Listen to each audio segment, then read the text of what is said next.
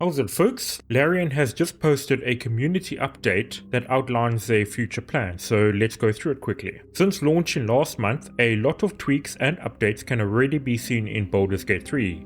Over the past few weeks, we've chased down bugs, polished up some cinematics, and used your feedback to help organize our thoughts and inform our plans going forward.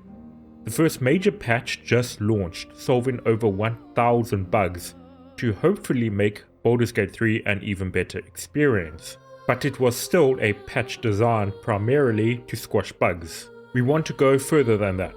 We now found ourselves at a time where we're able to properly sit down and consider how to pass feedback beyond bug fixing and UX tweaks. Patch 2 is just around the corner, and while it does include bug fixes, it also includes substantial performance improvements for the first time since launch. Perhaps more notably, we add in better closure to the story's final act in the form of a more fleshed out ending for Karlach, something many of you have been asking for. Before we get ahead of ourselves, let's take a moment to focus on a conversation some of you have been having in the background.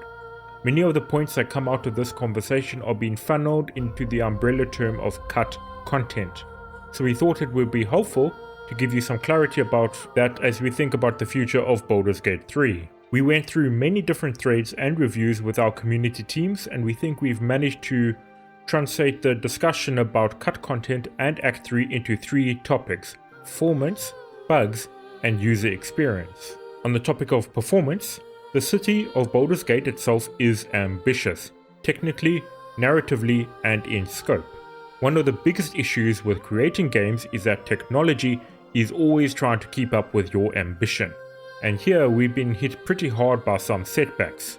We know that Act 3's performance isn't as good as the first two acts, but the good news is that Patch 2 is bringing major performance improvements to the entire game, but more specifically to Act 3 where you'll feel it the most. We will also be working throughout September to improve performance in Act 3 further with new technology that's been taking a bit longer to release than we've expected. Onto the bugs. We've seen your report about Act 3 and we are as frustrated as you are by bugs spoiling the experience. So we're dedicated to solving these quickly, and as you've noticed by our hotfix and patch rollout, we're getting pretty fast.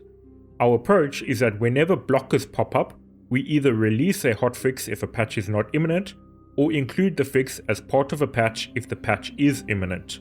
With patch 1, your experience should already be a lot better, with most big issues solved by at least a workaround. Patch 2 looks to further eliminate some of the more major issues, including those found in Act 3. Some things that are currently being associated with cut content are actually things like companion reactions to events in the world that didn't trigger. These are being solved. Where there seem to be loose ends, we're tying them up. Going on to user experience, UX covers a lot of things, from how it feels to play the game, to how you feel when you're playing it. Baldur's Gate 3 is a game 3 years in early access and 6 years in the making. Many of the building blocks or ideas, tests, or however you want to refer to the junk data that falls outside of what we shipped with, can and is being data mined. That's okay, but it's important to understand that not every building block in the giant box of Lego is needed to create the experience we ultimately envisioned and intended over years of iteration.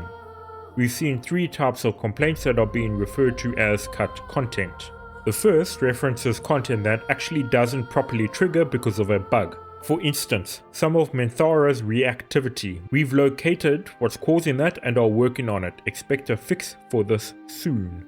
The second is about the epilogue. What's being data mined is not really cut content, but content that we didn't want to release because we didn't think it worked. We're pretty strict with ourselves and our ideas. If it isn't good, if it isn't fun to play, it doesn't make it into the game. One of the reasons why we trimmed the epilogue is because we were afraid the ending cinematics were becoming too long and would detract from the epicness of the experience. But clearly not everyone agrees with us, so we're going to do something about it. We've started expanding the epilogues and you'll see the first results of that in patch 2 with the addition of a new optional ending with Karlach. It's fiery, poignant, and gives her the ending she deserves.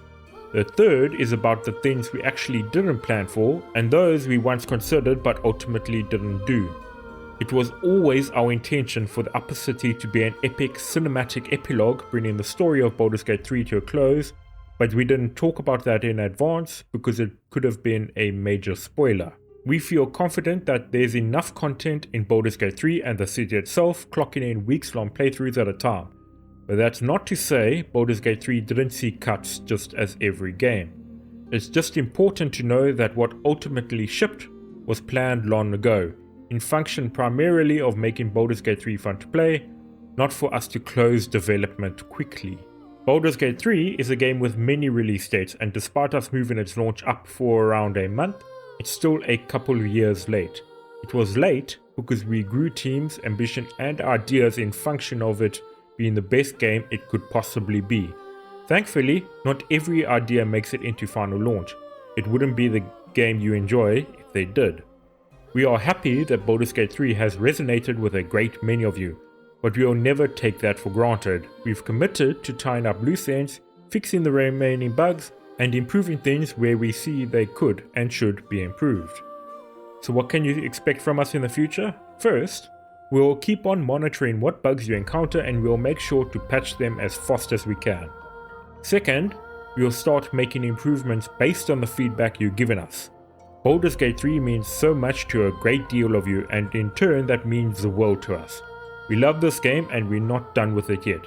We welcome your feedback, your threats, and also your words of encouragement. Wither's Wardrobe of Wayward Friends, which we hope to launch very soon, is an example of us integrating your feedback. This feature allows you to get rid of co-op party members who join your campaign, so you can continue on without them. We're also working on the ability to change your character's look once you've started a campaign, though we don't have a release date for that yet. There will be more, and you can expect us to come with modding support at some point too. Once again, thank you for giving us so much feedback. It's incredibly motivating for us and drives us to do better and better. So there we go, folks. Overall, I'm pretty much happy with what they've said here, although I kind of disagree with them talking about the epilogues, as they did a similar thing for Divinity Original Sin 2 and it was one of the main complaints of the game, and I struggle to see them not realizing that doing the exact same thing will come up with similar complaints. But maybe they'll do a similar thing and release more epilogues until we get like a definitive edition that has the actual complete campaign, because anyone who plays a full campaign of Baldur's Gate 3 is in it for the long haul, and I think they would actually prefer the extra content and closure that the epilogues could provide. Otherwise, what do you guys think of this little bit of community update? Let me know in the comments down below. Hope you all have a fantastic day. Take care and cheers for now.